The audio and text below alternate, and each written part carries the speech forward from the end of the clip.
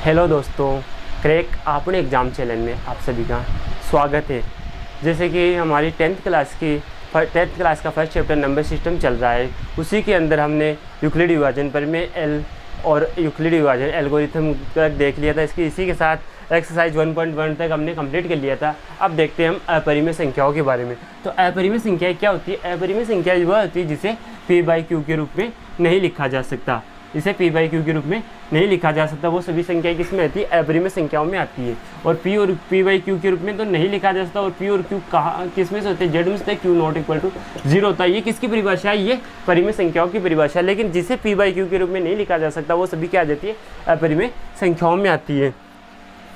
तो हम देखते हैं अपरिमेय संख्याओं में कौन कौन से, जैसे एग्जांपल √2 अपरिमेय संख्या, √3 अपरिमेय संख्या। जैसे वह संख्या जिनका रूट नहीं निकाला जा सकता वह सभी अपरिमेय संख्याओं में आती है।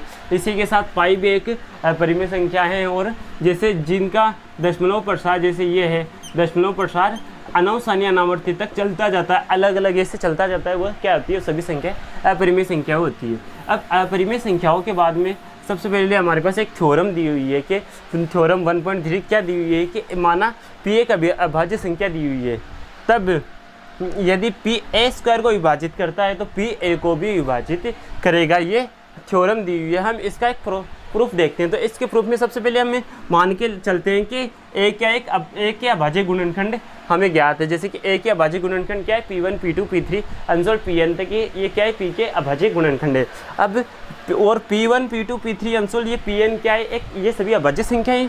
तो और p1 p2 p3 अंश pn तक कोई भी संख्या भिन्न हो, ये जरूरी नहीं है कि ये सेम भी हो सकती है, ये जरूरी नहीं, लेकिन सभी क्या होगी? अभाज्य संख्या ही होगी। अब a², अब अगर a का मान ये है अभाज्य गुणनखंड, तो a² का अभाज्य गुणनखंड ये हो जाएगा इसका मान। तो इसको और सॉल्व करेंगे तो इसको ऐसे लिखा जाता है p1² p2² p3² answer pn² तक लिखा जा सकता है। अब दिया हुआ क्या है कि p² को विभाजित करता है। ज्ञात ये तो करना है कि दिया हुआ है p(a²) को विभाजित करता है, तब p(a) को भी विभाजित करेगा। ये प्रूफ करना है तो p(a²) को विभाजित करता है, ये दिया हुआ है। तब अंक गणित की आधारभूत प्रमेय हमारे पास प्रमेय क्या है कि प्रमेय से p(a²) को का अभाज्य गुणनखंड होगा। अगर p(a² को विभाजित करता है तो वो उसका क्या है? एक अभाज्य गुणनखंड होगा। ये आधारभूत प्रमेय कहती है। तब इसी का कथन यूज करते हुए हम देखते हैं कि ये p इनमें से होगा। और p(a) के जो अभाज्य गुणनखंड a² के अभाज्य गुणनखंड ये हैं, तब जो p है p किस में से होगा? इनमें से ही एक होगा।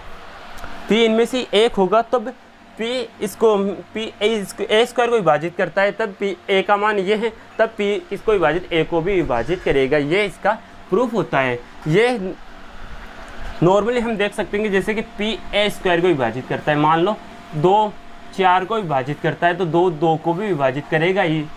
नॉर्मली थ्योरम ये कहती है, लेकिन हमें इसका जो थ्योरेटिकल पार्ट है 10th क्लास के अंदर, बोर्ड की क्लास में हमें थ्योरेटिकल पोर्शन समझाना है, तो ये कि इस क्वेश्चन को हमें थ्योरेटिकली पूरा समझाना पड़ेगा, इसलिए ये यूज किया गया है। तब कि p(a) को a² को विभाजित करता है तो p(a) को भी विभाजित करेगा ये। और a क्या होगा? एक धनात्मक संख्या है। ये थ्योरम का प्रूफ होता है। अब इसी के साथ इसके आगे हमें जो कुछ एग्जांपल्स दिए हुए हैं कि जिनको अपरिमेय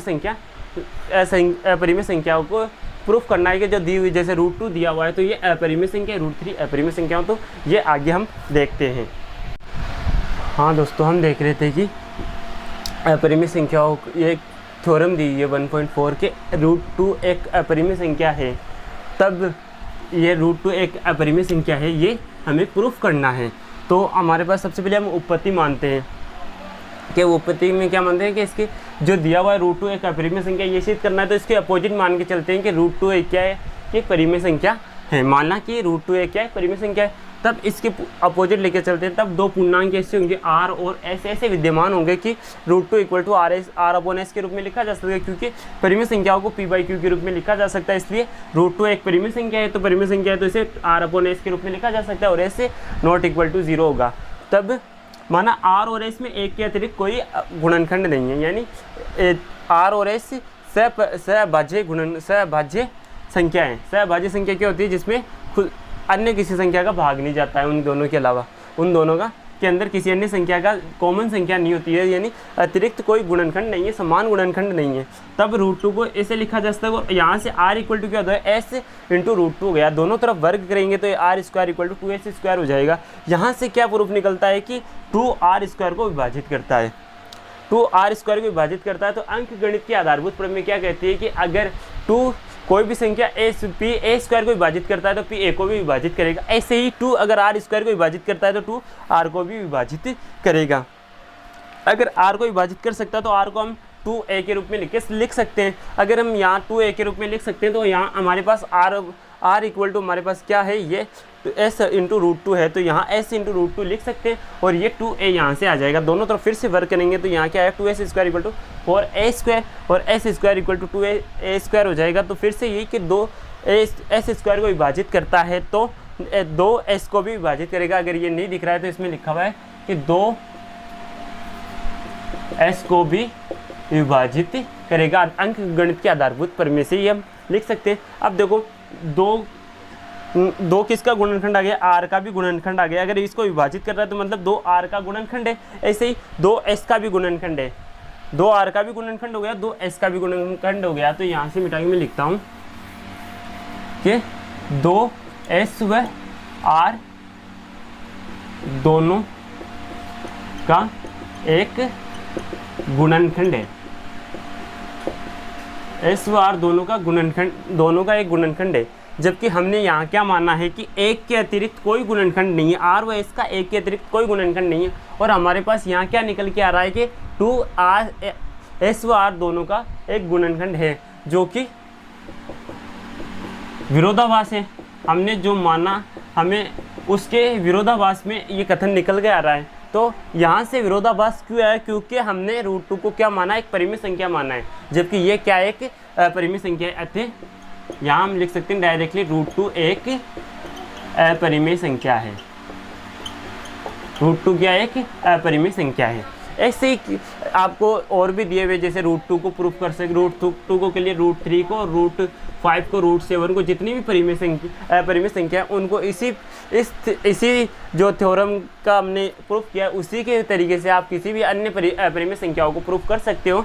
आई होप ये आपको अच्छे से समझ में आया होगा। नहीं समझ में आया तो वीडियो को वापस पॉज करके फिर से आप इसको समझने की कोशिश करेंगे तो आई होप आपको अच्छे से समझ में आ जाएगा कि हमने देखा कि कोई भी जो √2 एक अपरिमेय संख्या दी हुई है तो हमने उसको अपरिमेय संख्या कैसे प्रूफ किया कि सबसे पहले उसको एक परिमेय संख्या मान लेंगे। परिमेय संख्या मानने के बाद उसको परिमेय संख्या मान लिया तो उसमें कोई, ये दोनों सहभाज्य संख्या हो जाएगी, उनमें कोई कॉमन गुणनखंड नहीं आएगा। तब हम r और s को ऐसे लिख सकते हैं। तब r इक्वल टू क्या आ जाएगा, s इंटू √2 आ जाएगा। फिर दोनों का वर्क करेंगे तो यहाँ से तो r square equal to 2s square आएगा। तो 2r स्क्वायर को विभाजित करता है तो 2r को विभाजित करेगा क्योंकि अंक गणित के आधारभूत प्रमेय से। फिर यहाँ r2 को विभाजित करता तो r इक्वल टू 2a लिख सकते हैं। तब यहाँ से हमने r को ये माना था s इंटू √2, तो s into √2 equal to 2a आ जाएगा। फिर इसको दोबारा से वर्क करेंगे तो हमारे पास वही वापस निकला, 2s स्क्वायर को विभाजित करता है तो 2s को भी विभाजित करेगा। अब यहाँ से क्या है, 2 दोनों s व r दोनों का एक गुणनखंड हो जाएगा, जो कि एक विरोधाभास, क्योंकि s r और s में एक के अतिरिक्त कोई गुणनखंड नहीं है, जबकि यहाँ 2 एक गुणनखंड निकल के आ रहा है, जो कि एक विरोधाभास प्रकट करता है। और यहाँ से हमें विरोधाभास क्यों है, क्योंकि हमने अपोजिट मान के चला था कि √2 एक परिमेय संख्या जबकि ये एक परिमेय संख्या है। आते ये हमारी थ्योरम का प्रूफ हो गया। अब आगे हम अन्य और संख्याओं के प्रूफ को देखते हैं। तो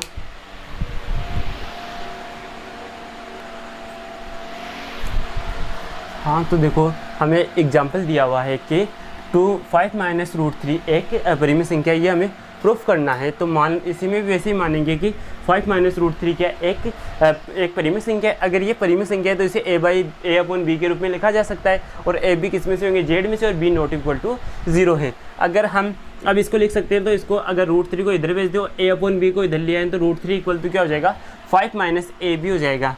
ये कैसे हुआ, जैसे कि ये अगर 5 को इधर रखा हमने और यहाँ माइनस इसको √3 प्लस a/b हुआ। अब a/b को इधर ले आएंगे तो ये इक्वेशन बन जाएगी।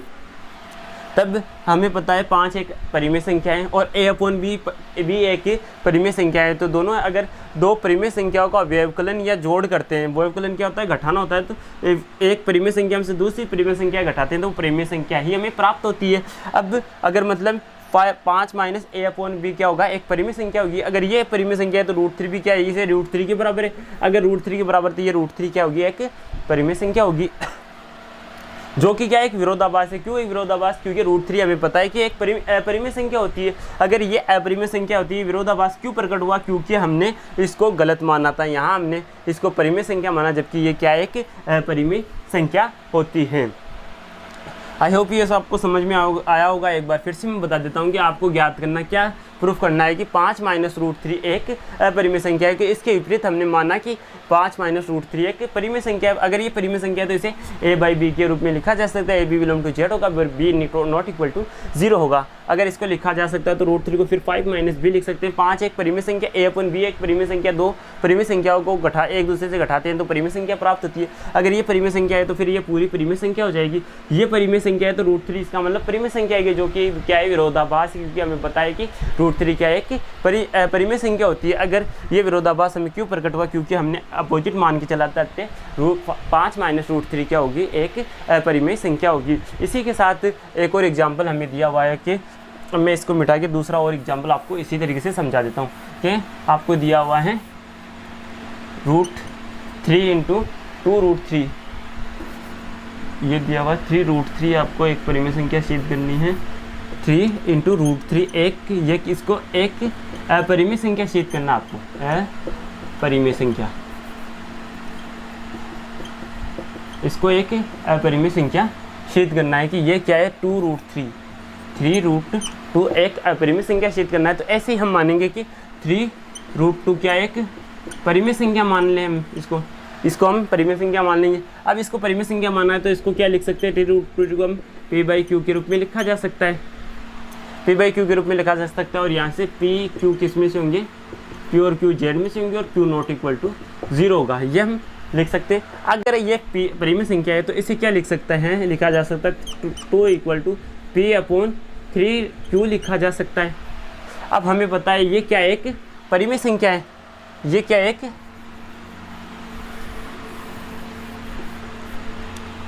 p/3q क्या एक परिमेय संख्या है। अगर ये परिमेय संख्या है तो यहाँ से p/3q एक परिमेय संख्या हो जाएगी। और जो कि अब √2 क्या आ जाएगा? एक परिमेय संख्या √2 क्या है? जबकि हमें पता है विरोधाभास है, क्योंकि √2 क्या है एक परिमेय संख्या है। अगर ये परिमेय संख्या है तो ये भी क्या होगा? 3√2 क्या आ जाएगा? एक परिमेय संख्या आएगा। ऐसे इसी किसी भी संख्या का हमें प्रूफ आसानी से निकाल सकते हैं। कोई भी संख्या हमें परिमेय संख्या प्रूफ करनी है तो उसको अपोजिट लेके चलेंगे, उसको परिमेय संख्या मानेंगे, उसको परिमेय संख्या मान के आगे से आगे उसको सोल्व करते जाएंगे। तो हमें लास्ट में जो हमने माना था उसके उसके अकॉर्डिंग हमें अपोजिट आंसर आएगा। तो अपोजिट आंसर आने का मतलब क्या है कि हमने जो माना वो गलत है, जो दिया हुआ है वो सही है, कि ये जो भी संख्या दी है वो एक अपरिमेय संख्या हम आसानी से प्रूफ कर लेंगे। अब इसके बाद हम एक्सरसाइज 1.3 के क्वेश्चंस देखते हैं। अब के अंदर हमें क्वेश्चंस ये दिए हुए हैं कि √5 एक अपरिमेय संख्या है। तो √5 को हम अपरिमेय संख्या कैसे सिद्ध करेंगे? जैसे हमने √2 को एक अपरिमेय संख्या सिद्ध किया था, वैसे ही हमने सबसे पहले क्या मान लेंगे? √5 को क्या है? एक परिमेय संख्या है। √5 एक परिमेय संख्या है तो इसको क्या लिखा जाता है? p/q के रूप में लिखा जा सकता है। p/q के रूप में लिखा जा सकता है। p और q क्या होंगे? सहभाज्य संख्या होंगे, उनमें एक के अतिरिक्त कोई उभयनिष्ठ गुणनखंड नहीं होगा। अगर उनमें उभयनिष्ठ गुणनखंड नहीं है तो हम इसको जैसे कि √5 को अगर हम ऐसे लिखेंगे कि p/q, इसका कोई उभयनिष्ठ गुणनखंड नहीं है तो √5 × इसको क्या लिखा जा सकता है? q आ जाएगा मल्टीपल में इक्वल टू p आ जाएगा। अब दोनों तरफ वर्ग करेंगे तो क्या आ जाएगा? p 5 से विभाजित होता है, p² 5 से विभाजित होता है तो p भी 5 से विभाजित होगा तो p 5 एक p का गुणनखंड आ जाएगा। फिर p को हम ऐसे लिखेंगे, p इक्वल टू क्या लिख सकते हैं?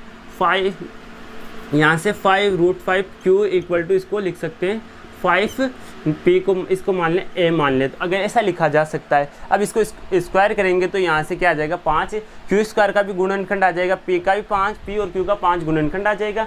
तो हम लिख देंगे कि p का 5 एक के अतिरिक्त गुणनखंड 5 प्राप्त हो रहा है, जो कि विरोधाभास से आते p और जो हमने माना था वो गलत है। और √5 क्या आ जाएगा? हम इसको ऐसे ही एक परिमेय संख्या सिद्ध कर देंगे। ऐसे ही हमने जैसे कि हमने 5 - √3 को एक अपरिमेय संख्या सिद्ध किया था, ऐसे ही हम इसको एक परिमेय संख्या सिद्ध करेंगे। ऐसे निम्नलिखित 2 ये 3 दिए हुए हैं, जैसे 1/√2 को परिमेय संख्या है तो इसको मान लेंगे। ऐसे ही हम इसको जैसे कि हमने माना था √2 = p/q के रूप में लिख सकते हैं, इसको ये एक परिमेय संख्या मान के इसको प्रूव करेंगे। तो आगे जो पीछे एग्जाम्पल्स खींचते हैं उसी प्रकार हम इसको भी परिमेय संख्या सिद्ध कर देंगे अपरिमेय संख्या। ऐसे इसको भी जैसे ये 5 माइनस रूट 3 को प्रूफ किया, ऐसे 6 प्लस रूट 2 को भी हम एक अपरिमेय संख्या ईजिली प्रूफ कर देंगे। अगर आपको इन क्वेश्चंस में भी कोई भी क्वेश्चंस में दिक्कत आती है तो आप कमेंट बॉक्स में ज़रूर बताएं। मैं नेक्स्ट क्लास में आपको इसके क्वेश्चंस जो भी क्वेश्चन आपको दिक्कत आती है उसको कमेंट बॉक्स में बताओगे तो मैं उस क्वेश्चन का सॉल्यूशन नेक्स्ट क्लास में आपको बताऊंगा।